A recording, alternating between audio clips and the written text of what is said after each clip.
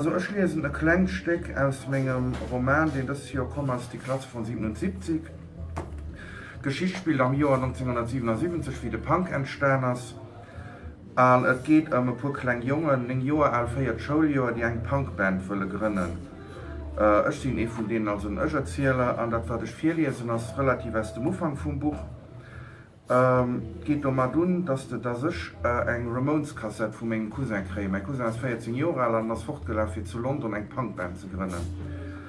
Und da habe ich dann meinen besten Kollegen Ralf wie Ramones 4 gespielt und haben das ganze Zimmer bei ihm aufgeräumt und da sind wir so begeistert, dass ich am Anfang daran denke, für selber auch so etwas zu machen.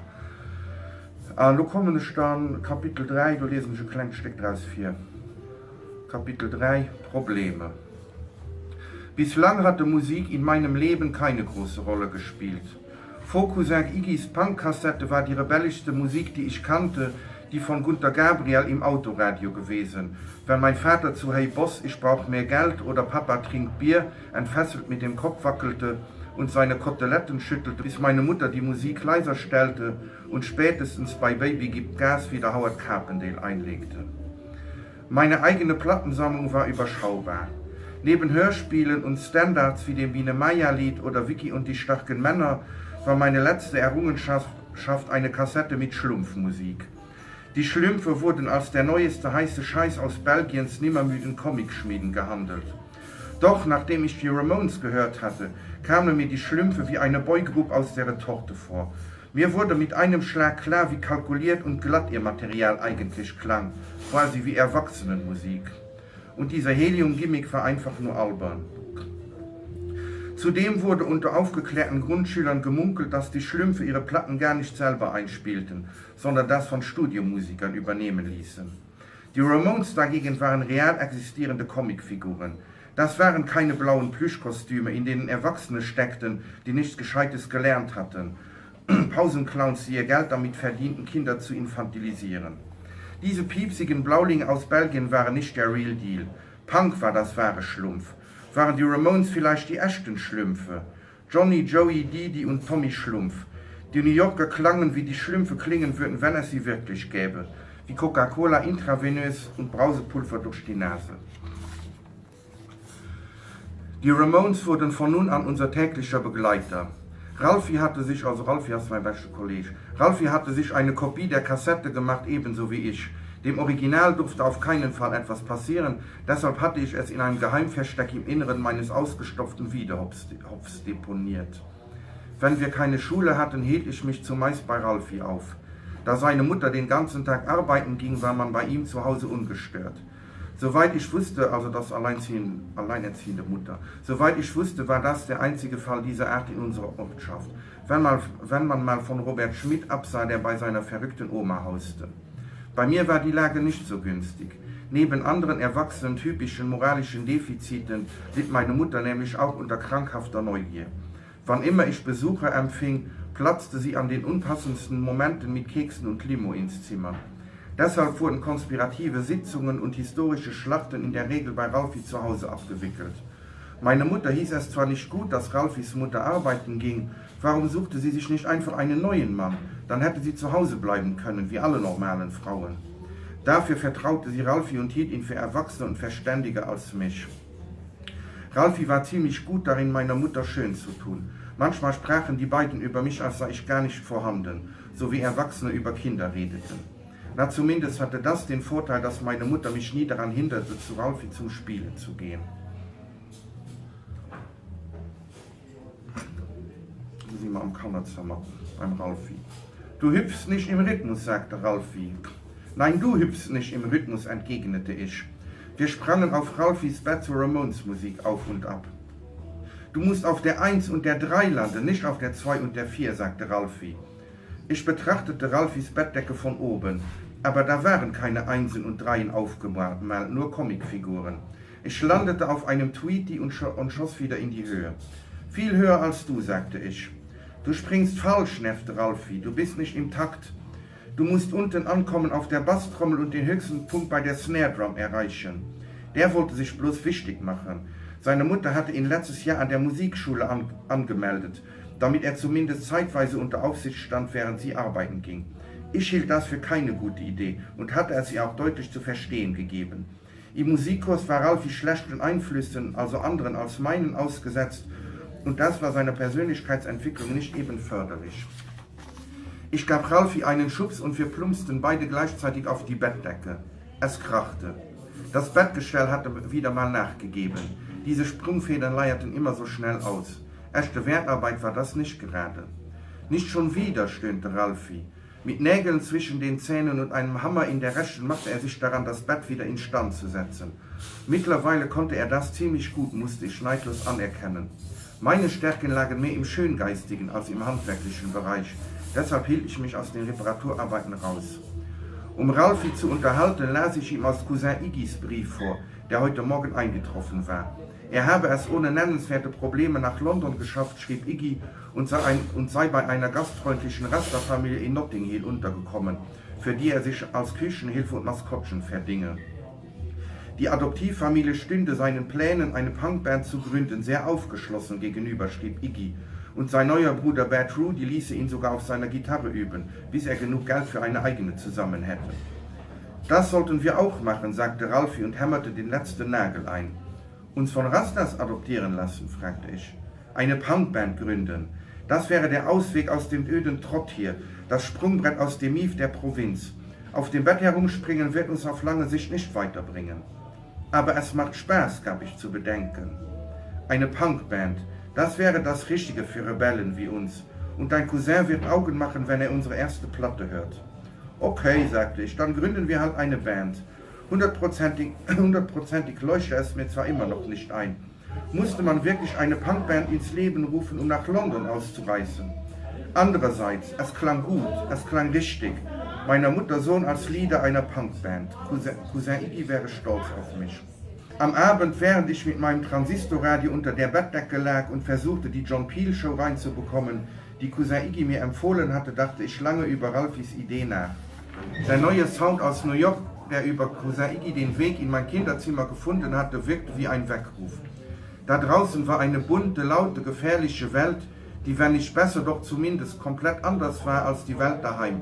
Mein Heimatstädtchen Pickeldingen, ein 3000 Einwohner-Kaff in der luxemburgischen Provinz, war längst zu klein für mich geworden. Ich kannte jede Ecke, jede Straße, jeden Kaugummiautomaten, jeden dicken Polizisten, jeden Regenwurm beim Namen. Langeweile bestimmte meine Tage wie der ewige Regen das Wetter. Nicht erst seit gestern stellte ich das System in Frage, namentlich das Schulsystem. Und daran waren erstens Rechnen und zweitens Französisch schuld. Mit Rechnen hatte ich nie ein Problem gehabt. Das sollte sich ändern, als Frau Rousseau, unsere nette, sommersprossige junge Lehrerin, diese neuen spielerischen Lernmethoden an uns ausprobierte. Zahlen wurden durch lustige Bilder dargestellt. Das sollte unseren kindlichen Gemütern den Eintritt in die von den Pädagogen als bedrohlich empfundene Welt der Ziffern und der Logik erleichtern. Die Kollision der neuen Methode mit den bodenständigen Psychen von uns Landkindern war eine traumatische Erfahrung. Wo vorher schöne, klare Zahlenformationen auf dem Blatt gestanden hatten, tummelten sich jetzt groteske Halbwesen. Auf einmal war die 2 ein Schwan, die 4 ein Segelschiff, die 8 ein fetter, psychopathisch grinsender Schneemann und die 1 ein einarmiges Strichmännchen. Das brachte mich ohne Ende durcheinander.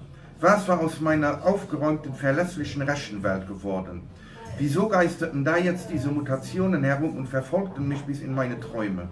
Ich glaube, die 6 war tatsächlich ein Delfin und irgendeine andere Zahl sogar ein Clown, wahrscheinlich die 13.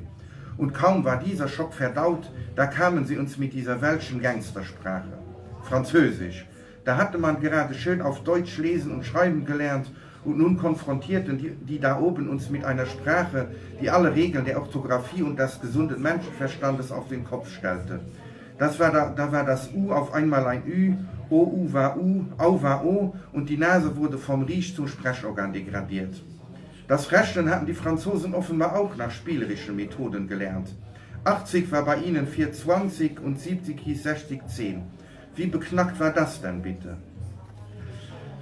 All das ließ mich den Sinn der Regeln, die mich bislang sicher durch mein junges Leben geleitet hatten, in Frage stellen. Was, wenn es wirklich ein Land gab, in dem 2 mal 2 gleich 5 war, wie in diesen überkandideten Pippi-Langstrumpf-Klamotten, die eskapistische Erwachsene sich so gern reinzogen? Wenn die 7 eine Fritte war und die 3 ein Spiegelei und das U ein Ü, wo führte das alles hin? Wo hörte es auf? Waren in einer Welt, die vom Subjunktiv regiert wurde, vielleicht die Panzerknacker die Guten? Existierte Gott möglicherweise doch? Als ich der Lehrerin unsere von der ganzen Klasse unterzeichnete Petition gegen die Französisierung des Unterrichts vorlegte, meinte sie nur müde, sie sähe nicht, wo das Problem läge. Wir hätten schließlich auch keine Schwierigkeiten mit der Umstellung von Luxemburgisch auf Deutsch gehabt. Ja schon, erwiderte ich, aber Luxemburgisch und Deutsch sind ja auch Familie. Die verhalten sich zueinander wie Mammut und Mastodon. Sie können gemeinsam auf der grünen Wiese grasen und fröhlich trompetend miteinander scherzen. Und dann kommt auf einmal dieser baskenmützige T-Rex namens Französisch aus einer längst vergangenen Zeit herangetrampelt und stört das friedliche Miteinander, indem er vorsinnflutliches Kauderwelsch brabbelt und dabei mit seinen lächerlich kurzen Armen fuchtelt. Frau Rousseau sah mich nach dieser kleinen Rede nachdenklich über ihre Brille hinweg an. Das hast du mal wieder sehr schön gesagt, meinte sie, aber dennoch finde ich traurig, dass du so wenig offen für Neues bist. Ein wacher Kopf wie du sollte es als Chance ansehen, Französisch lernen zu dürfen. Nicht offen für Neues. Ich lese jeden Tag ein neues Buch, manchmal sogar 2, widersprach ich. Du flüchtest dich in Bücher, sagte Frau Rousseau. Abenteuerromane, die in einer vergangenen Zeit spielen. Intellektuelle Herausforderungen, die deine eingefahrenen Denkstrukturen in Frage stellen, machen dir Angst. Selber Denkstrukturen, dachte ich und sagte. Mit Verlaub, aber Sie lesen doch auch immer die gleichen Bücher. Den Blauvogel haben Sie schon mindestens 3-mal durch. Ich deutete auf das eselsohrige Taschenbuch auf dem Pult. Blauvogel, Walsohn der Irokesen, von Andrea Müller-Kannewitz, hinter dem sie sich immer versteckt, wenn wir ihr über den Kopf wuchsen. Das ist was anderes, sagte sie schnell und tat mir sogar den Gefallen, leicht zu erröten. Das sagen immer alle, antwortete ich. Zur Teestunde überbrachte ich die Nachricht im Schulhof, dass wir auch weiterhin unsere wertvolle Zeit mit Französisch vergeuden müssten. Oh mein Gott, wie außerordentlich bedauerlich, sagten die Mädchen vom Enid Blyton Club und schüttelten betrübt die Köpfe über so viel Unvernunft. Die kleine Pause am Nachmittag war von dem politisch recht einflussreichen Enid Blyton Club durch die Teestunde ersetzt worden.